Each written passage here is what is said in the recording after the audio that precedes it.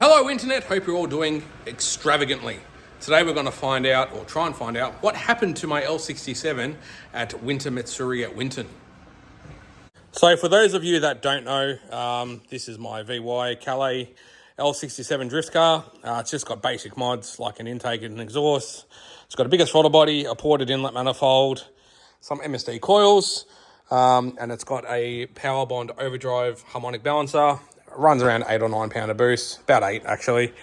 And it's got a Get Rag 5-speed behind it with a brass button clutch and 411s. That's basically the driveline side of things. It's been a really reliable package. We've done over a dozen events with it like this and it's never had an issue. However, we took it to Winton Matsuri at Winton and straight off the bat in the morning on the first day, it didn't feel right. It felt like it was a little bit down on power and it did have a rough idle. The down on power things I just put down to the fact that Winton is a grippier track than Calder Park. And I just sort of like dealt with it. And it did seem to, I guess, improve throughout the day until it didn't. And essentially what happened is it started running on 5 cylinders. It got an intermittent knock. So it sometimes knocks, you give it a couple of revs, the knock shuts up, give it a couple of revs, the knock comes back. But it does have good oil pressure. So we're going to do a bit of archaeology on this and see what's going on. So first and foremost, it hasn't been started for about just over a week. So I've just rolled it in from out the back. So I'm going to start it up and just show you exactly how it's running.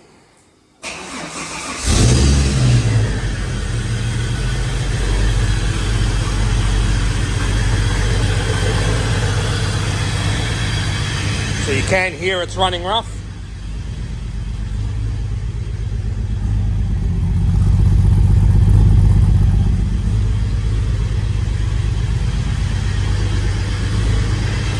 And I don't know if you can hear it, there is a faint rattle.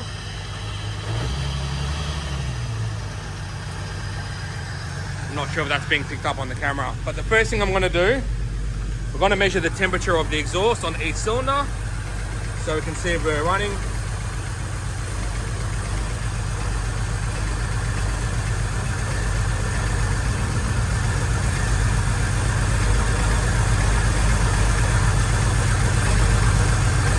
So we're down a little bit on the back cylinder down here on temperature, but we are still getting hot.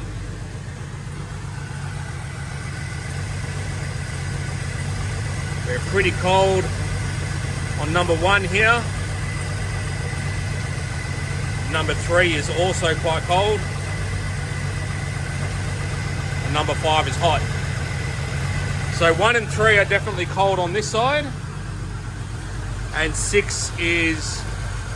Oh no, 6 has come up to temp now.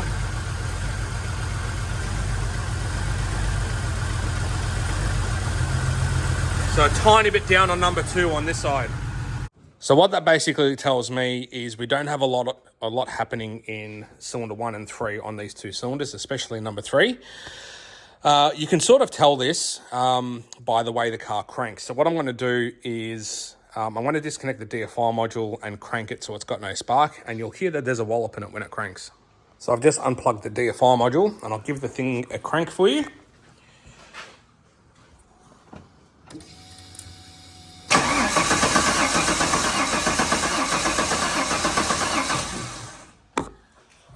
So hearing that wallop in it, it tells you that there's something definitely not right on at least 1 cylinder. So the next step, what I'm going to do just to get a little bit more data, I want to pull the strut tower brace off and the engine cover. We're going to plug the DFI module back in to get the thing running again. And we're going to unplug the fuel injectors cylinder by cylinder just to see what difference it makes as we unplug each cylinder. Okie dokie, strut tower brace is off, engine cover is off, and DFI module is plugged back in. So we'll fire the thing up.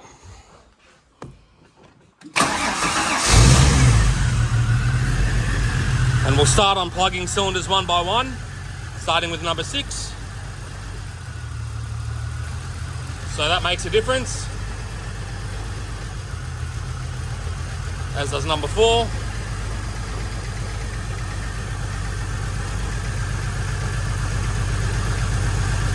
Number 2 is a bit harder to get on. That one definitely makes a difference. 5 makes a difference. 3 makes no difference. And 1 makes a difference.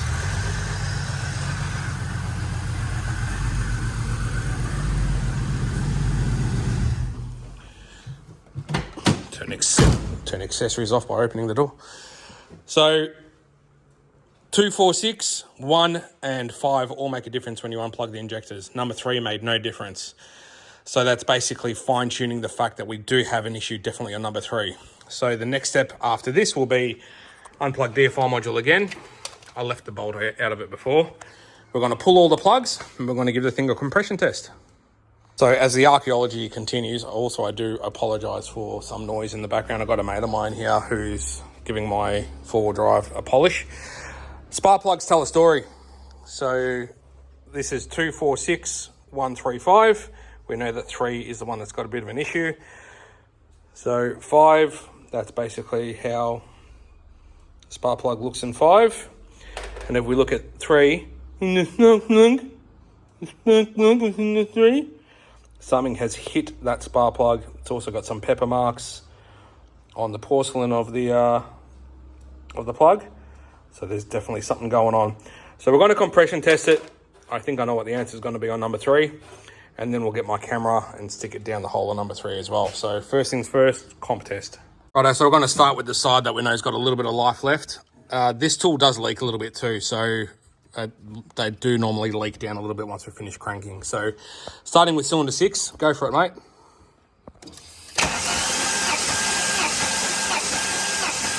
Yep. That's about, I call that about 135. Cylinder 4, go for it.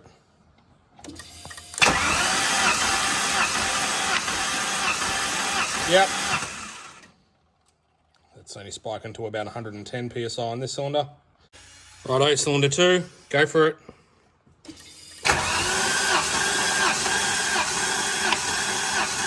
Yep.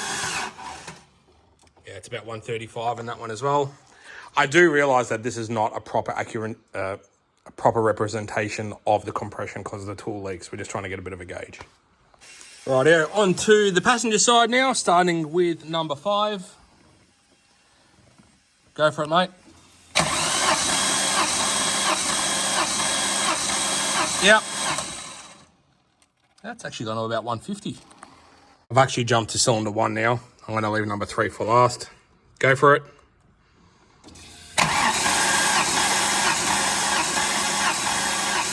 Yep. So I got about 140 in that one. And now number 3. Place your bets as to what this is going to be. I reckon 0. We are in. Go for it.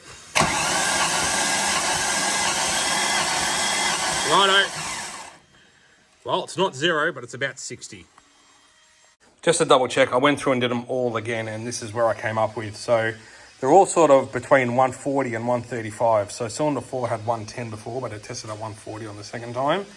But we are at around 50 to 60 PSI on number 3. So last thing to do is I'm going to rotate the motor around slowly and put my camera down spark plug 3 hole and have a look at the top of the piston. My money is it's probably broken a ringland. I'm not sure if I mentioned that before. That'd explain why it's still got awesome oil pressure.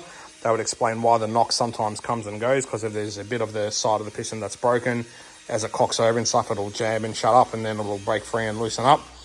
But we'll see if we can see anything, because there is pepper marks on the porcelain of that spark plug. So hopefully we'll be able to see something on that piston. Rightio, so we've got the piston down the bottom of the hole and bam! Maybe you can see that. We have a section of the piston missing. So when I said I think it's broken a ringland, I was right on the money. And if we stick that right in, have a look up, you can see a bunch of scoring and stuff at the top of the underside of the head. So we're looking up at the valves at the moment.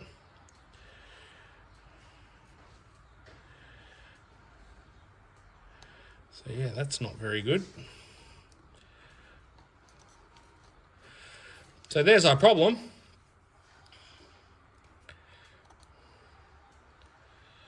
Try and get a bit of a better view of that crack. There we go. Not very good. At least now we know what's wrong. So, broken. So what's the plan? So the super short-term plan was I've thrown the spark plugs back in it. Don't worry, internet, I did open up the spark plug gap on cylinder 3 before I threw the plugs back in. Still runs on 5 cylinders. I've just done that so I can drive the thing essentially back out here and park it here and continue thinking about what it's done. So that's that. Then the shorter interim plan will be as follows. And this part of the plan is not going to happen probably for the next couple of months, unless something changes workload-wise, because we are pretty booked out with retail stuff. So I did buy a WH Statesman with an L67 probably a year and a bit ago. Did a whole bunch of mods to the L67 while it was still in the Statesman, essentially the same mods as what I've done to that. So that basically means Mace Engineering lower inlet manifold gaskets. We've ported the inlet manifold. We've put a supercharger spacer between the manifold and the blower. It's got an upgraded supercharger coupler. It's got a bigger throttle body on it, a Mace Engineering bigger throttle body, and it's got a colder thermostat. And then maintenance stuff, we've done a new elbow hose. Oh, it's also got a boost bypass solenoid. We've bypassed the boost solenoid.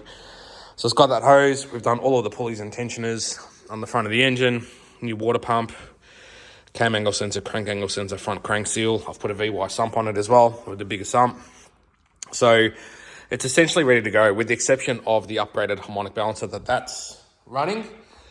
This is the same. I'm going to leave this balancer on it though, just in case the overdrive balancer with it running an extra 1.5 pounder boost contributed to something happening on cylinder 3 piston. I just don't want to risk it, so we'll just keep this one back on the stock boost for now. So that's basically the plan. At some stage we'll end up putting that motor in that. Then the long-term plan is I actually want to, and this comes down to a money thing as to when I can make it happen, is I want to get this motor built that's currently in there. So at least the bottom end, something that's a bit more fit for purpose. A lot of people have mentioned in comments in previous videos, oh, when are you going to LS swap the thing, blah, blah, blah. At the end of the day, there's only a handful of people running Commodores, and from that handful of people, as far as I know, like pretty much all of them are running LSs, the ones that I go out on track with anyway. So I like to be the difference. I like the fact that I've got a V6 Commodore that does what it does, because people hate on them, and that makes me want to drift it. So there's that. And at the end of the day, whether I go a stock L67, a stock Ecotech, or a stock LS, these engines are not designed to be at wide open throttle hanging off the rev limiter all day. So it's only a matter of time before they let go. So wouldn't mind doing something down the track with getting a motor built, but we'll see what happens. But whatever happens, you'll see it here. So thanks for watching, guys. If you want to see more content, please remember to like and subscribe. A little bit of a quick episode just to see what was going on with this thing. And yeah, until we see you in the next video, be good to yourselves and each other.